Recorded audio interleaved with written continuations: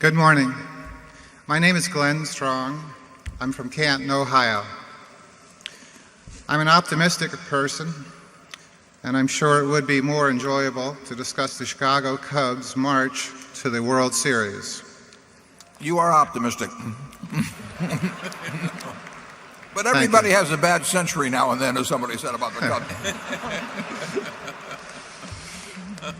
However, I have an information deficit on a certain topic that I hope you can fix. Please gaze into your crystal ball. As an investor, I want to know how to address the risk of nuclear terrorism in the United States. Consider a scenario where terrorists have detonated a nuclear device in a major U.S. city. I know there would be a terrible cost in human lives. Gentlemen, what would happen to our economy? How would it respond? How resilient would it be? Thank you. Well, it would certainly depend on the extent of it, but if you're asking how to profit from that, there's probably some dealer that will sell you mortality derivatives, but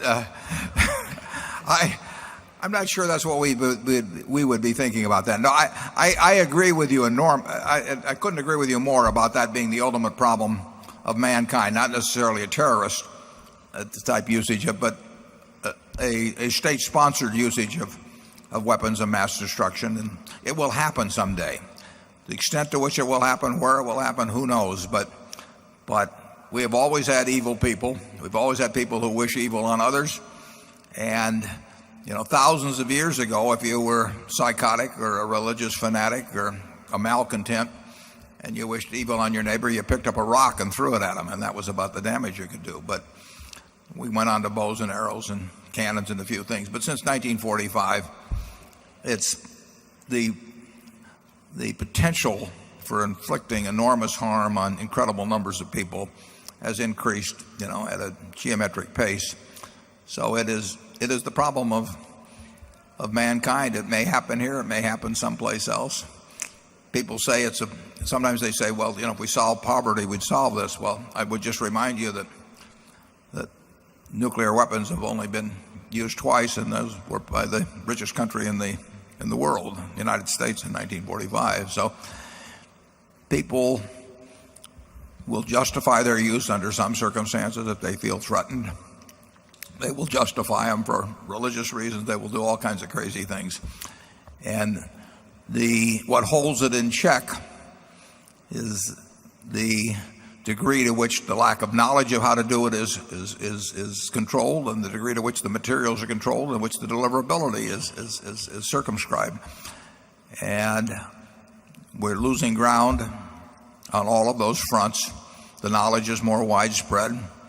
The possibility of getting your hands on materials, the Dr. Kahns of the world and so on, has increased, and it will be it's a real problem. But we won't be thinking about what Berkshire did that day in the stock market. And I don't know. I don't know how money attacks that. I mean, I've always held that as the top priority. I think should be the top priority for a philanthropy in my particular case. But it's a very difficult. It's a worst case problem. You have 6 billion people in the world, and if a certain percentage of them who are one way or another a little crazy or very crazy, and some of whom, and that craziness would manifest itself by trying to do great harm to a lot of people, and it's only one of them has to succeed.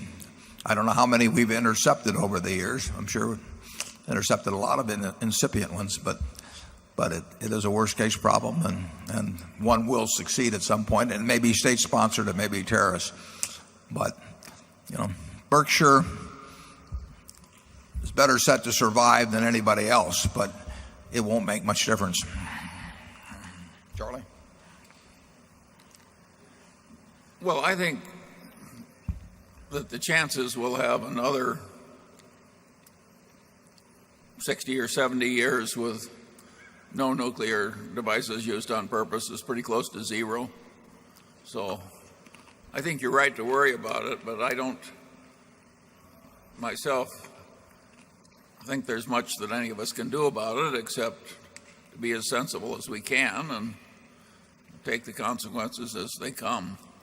The only thing you can do about it, but you only have one vote, is to elect leaders who are terribly conscious of the product and problem and who devote a significant part of their thought and energy into minimizing it. You can't eliminate it. The genie is out of the bottle, and you would like to have the leaders of the major countries of the world regarding it as a primary focus. Actually, in the 2004 campaign, I think that both candidates said it was the major problem of our time, but they probably suffer from the same feeling that I do, that it's very hard to address.